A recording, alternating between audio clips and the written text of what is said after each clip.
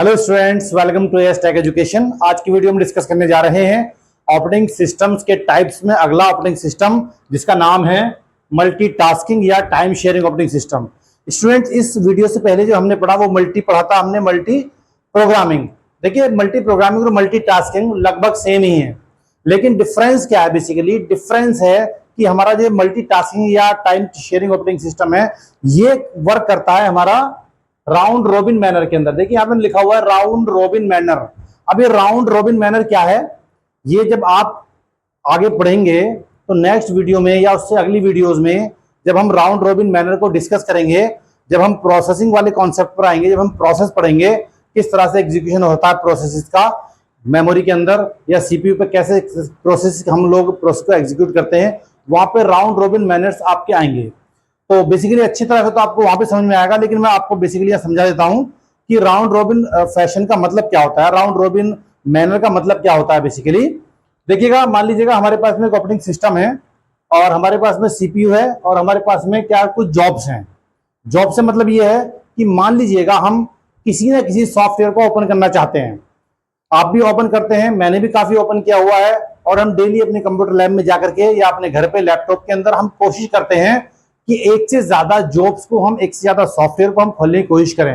एक से ज्यादा सॉफ्टवेयर को साइमल्टेनियसली हमारा मल्टी जो प्रोग्रामिंग ऑपरेटिंग सिस्टम तो वो भी कर रहा था, लेकिन इस ऑपरेटिंग सिस्टम की वर्किंग थोड़ी सी डिफरेंट है। राउंड रोबिन का मतलब ये होता है कि हम ये करते हैं कि हम उस ऑपरेटिंग सिस्टम के अंदर हर एक जो सॉफ्टवेयर है उसको खोलने के लिए हम क्या करते हैं, बेसिकली हर एक जॉब को टाइम शेयर कर देते हैं। टाइम शेयर मतलब ये है कि हम टाइम क्वांटम उसको दे देते हैं, ये मतलब एक टाइम सेट कर देते हैं, टाइम स्लाइस। मतलब ये है कि अगर हमारा बड़ा सॉफ्टवेयर है, मान लीजिएगा बड़ा सॉफ्टवेयर है, अगर वो टाइम ले रहा है खुलने में, तो सीपीयू उस स्थिति में आइडल ना बैठे। जो अगर और जो जॉब लगी हुई है लाइन में जो जॉब लगी हुई है, यानी जिस और हम दूसरी जॉब को खोलना चाहते हैं, तो उस जॉब पर हमारा क्या करे, सीपीयू स्विच कर जाए, हमारा सीपीयू उस पर स्विच कर जाए और उस जॉब पर प्रोसेसिंग के लिए वो तैयार हो जाए।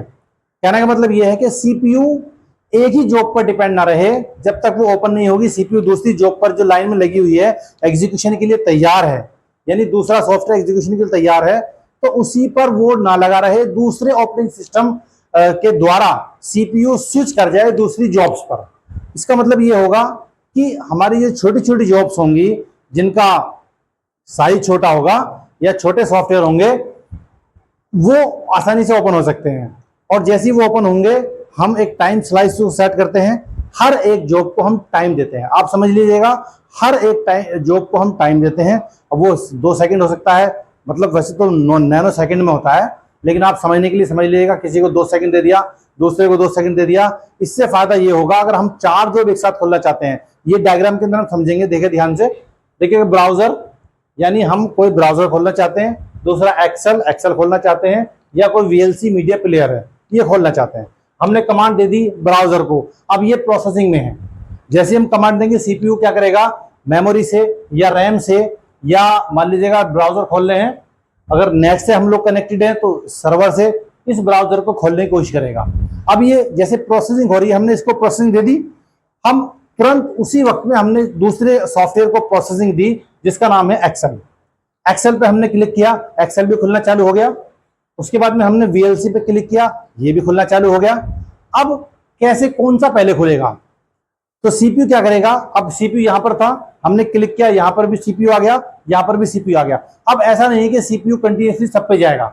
सीपीयू क्या करेगा, बेसिकली हमने टाइम सेट किया हुआ है, उस टाइम सेट को हम बोलते हैं टाइम क्वांटम। अब वो 1 सेकंड हो सकता है, 2 सेकंड हो सकता है, वो डिपेंड करता है कि आप जब प्रोग्रामिंग करते हैं सॉफ्टवेयर के अंदर तो ऑपरेटिंग सिस्टम में किस तरह से आप उसको सेट करते हैं। जो भी इंजीनियर्स वगैरह हैं उन्होंने सेट किया हुआ है, ये हमें नहीं देखना कि कितना सेट किया हुआ है, बस हमें इसकी वर्किंग को समझना है कि मल्टी टास्किंग या टाइम शेयरिंग ऑपरेटिंग सिस्टम किस तरह से वर्क करता है।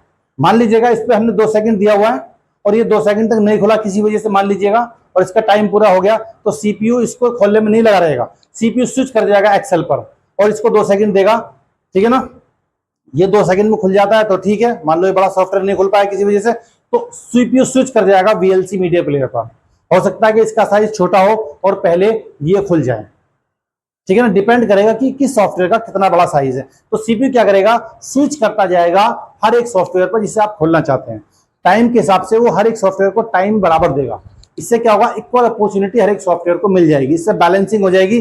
छोटी जॉब्स पहले खुल सकती है, बड़ी जॉब भी हमको ऐसा लगेगा जल्दी खुल गई है, तो ऐसा नहीं है कि सीपीयू आइडल बैठा रहेगा, वो स्विच करता जाएगा हर एक जॉब्स के बीच में, ठीक है ना।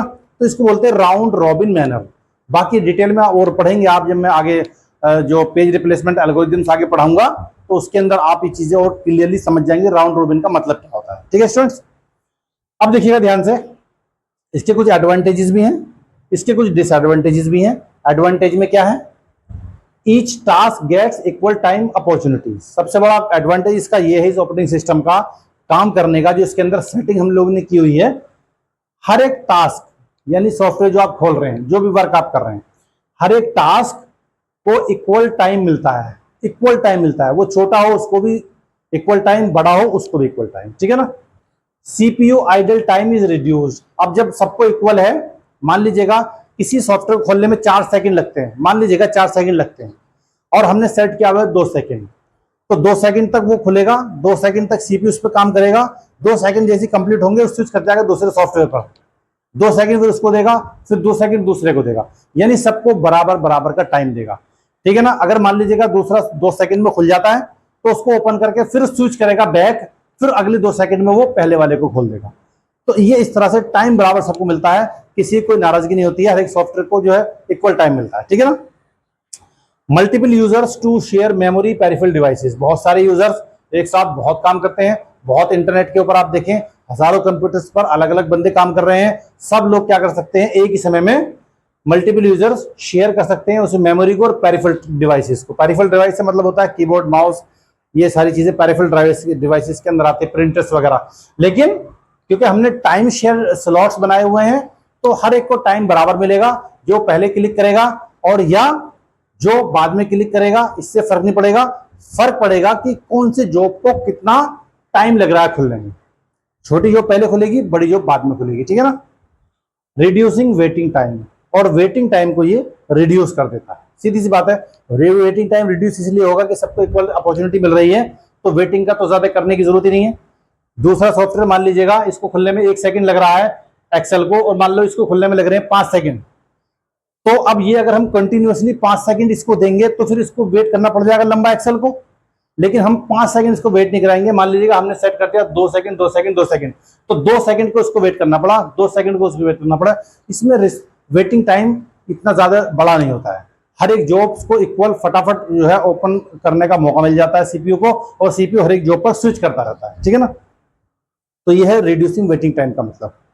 नेक्स्ट इसका डिसएडवांटेज भी स्टूडेंट्स कुछ डिसएडवांटेज में आ जाता है, जैसे आपका high overhead due to the next switching scheduling. मतलब इसमें हाई ओवरहेड है, ओवरहेड का मतलब होता है कि अब सीपीयू क्या कर रहा है, सीपीयू को बार बार स्विच होना पड़ रहा है, किस पर, अभी इस जॉब पर, फिर दूसरी पर, फिर तीसरी पर, फिर चौथी पर, मल्टीपल जॉब्स हैं, स्विच बार बार स्विच कर रहा है। और फिर बैकग्राउंड, मान लीजिएगा दूसरी जॉब खुल गई 2 सेकंड के अंदर, और फिर उसको बैकग्राउंड में पहली वाली जो भी चल रही थी फिर उस पर आना पड़ा। मतलब प्रोसेसेस के बीच में, जॉब्स के बीच में सीपीयू बार बार स्विच कर रहा है, इसको बोलते हैं ओवरहेड।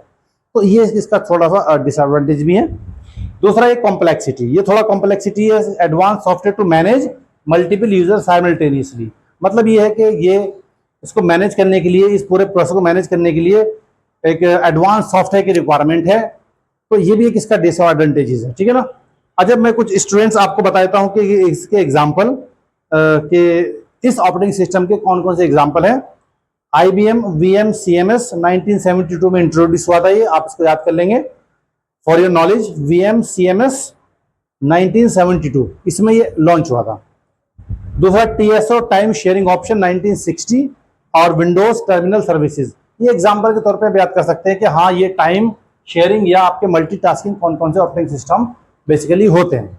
आशा करता हूं कि ये बेसिक कॉन्सेप्ट ऑफ मल्टीटास्किंग या टाइम शेयरिंग ऑपरेटिंग सिस्टम का जो राउंड रॉबिन मैन के अंदर काम कर रहा है आपकी समझ में आया होगा। तो प्लीज चैनल को सब्सक्राइब कर लीजिएगा और वीडियो को लाइक कीजिएगा, दोस्तों का शेयर कीजिएगा और कमेंट बॉक्स में कमेंट जरूर कीजिएगा। Thank you.